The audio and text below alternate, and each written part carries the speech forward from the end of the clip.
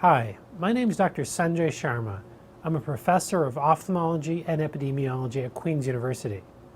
As a researcher, I am very interested in a particular area of epidemiology called health economics. Part of the goal of health economics is to work out the cost-benefit numbers for new interventions in a way that can help doctors and policymakers make the often difficult decision on which interventions to pay for and which may be too expensive for the public healthcare system to fund. I want to give you a high-level overview on how we do this. The key thing is being able to put a value on a new drug or procedure. In healthcare, we measure value as a unit called QALYs, or quality-adjusted life years. One QALY is equal to living for 1 year in perfect health. So how do we work this out? Well, what we do is we look at the average person with a specific disease, and then we look at all the outcomes of that disease both with and without the intervention that we are evaluating. For each possible outcome, we assign a probability and a utility score.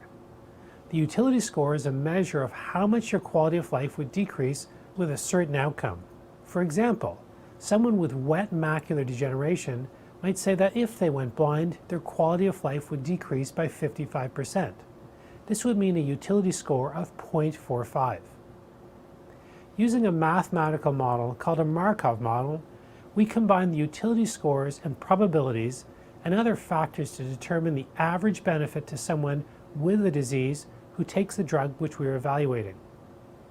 We calculate that benefit over the course of the treatment and end up with the increase in QALYs caused by the drug. The next thing we do is look at the cost to society as a result of each outcome.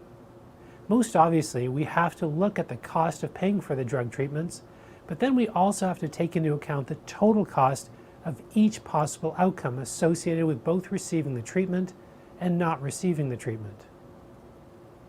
For example, in eye care, we also have to consider the cost to the healthcare system if a patient went blind, including personal assistance, patient education, and continuing medical care.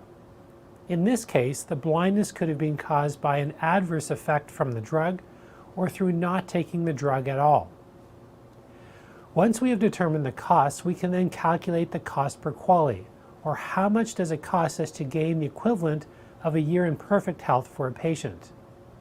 This cost per QALY becomes a standardized metric to evaluate new interventions. The typical scenario is that a new intervention provides an improvement in either the length or quality of life, but costs money. Then health economists and doctors argue it out as to whether the government should pay for the intervention. Most governments fund things that cost less than $50,000 per QALY and do not pay for others that are more costly.